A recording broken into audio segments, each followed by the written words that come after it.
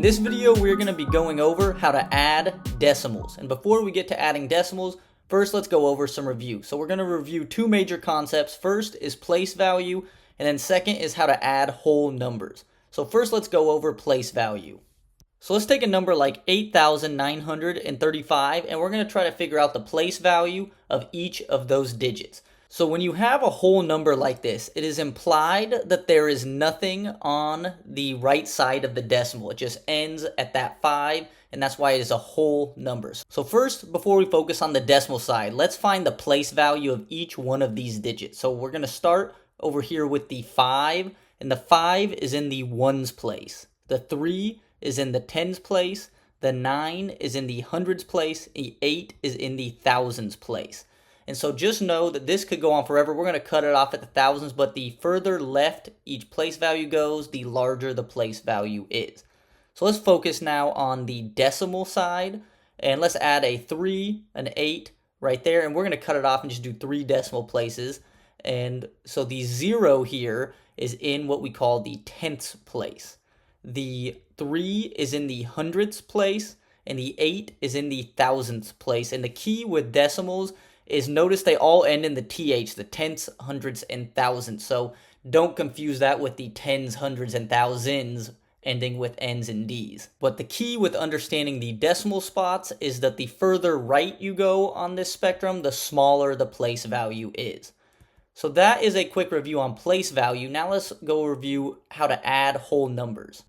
So this is a very simple process when adding whole numbers. That you start at the lowest place value and then you just move towards the highest place value. So you'd start with 8 and 4, then move to 9 and 3, and then 1, and then if there's nothing there, you can add in a phantom 0 there. So let's go ahead and do this problem. So 8 plus 4 is 12. So when you have a 2-digit answer like this, you're going to leave the number on the right here in the answer part, and you're going to move the second digit, in this case the 1, up to the next column, and now you add these 3 numbers instead of the 2. So 1 plus 9 plus 3 is 13. So again, we're going to do the same thing. We're going to leave the 3 and move the 1 into the next column, and now you have 1 plus 1 plus 0, which is going to give us 2. So 198 plus 34 is 232. So that is a quick review on how to add whole numbers, but now we are going to learn how to add decimals, and it's going to be the exact same process, just with decimals. So let's take this example right here, 134.32 plus 64.07.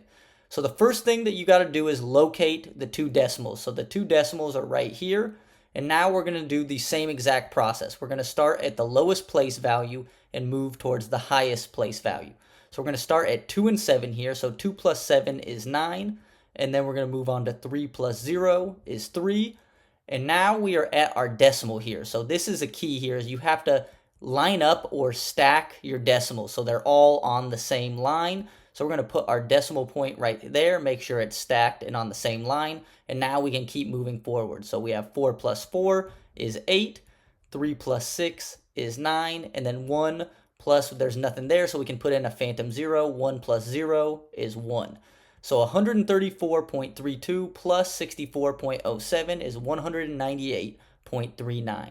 Let's do another example here, and let's do 72 plus 6.392.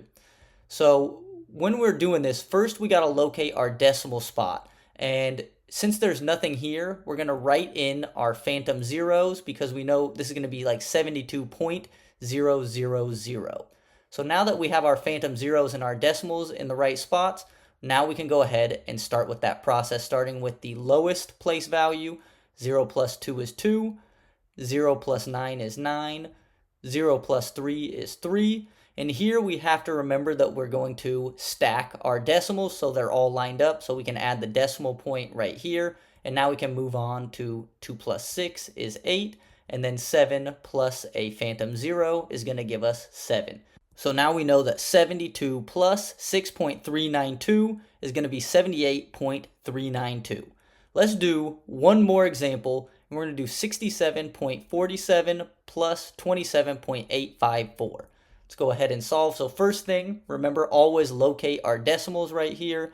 And then we're going to add in that phantom 0 at the end here. And now we can start, and let's start with the lowest place value. And we're going to move to the left towards higher place value. So 0 plus 4 is 4.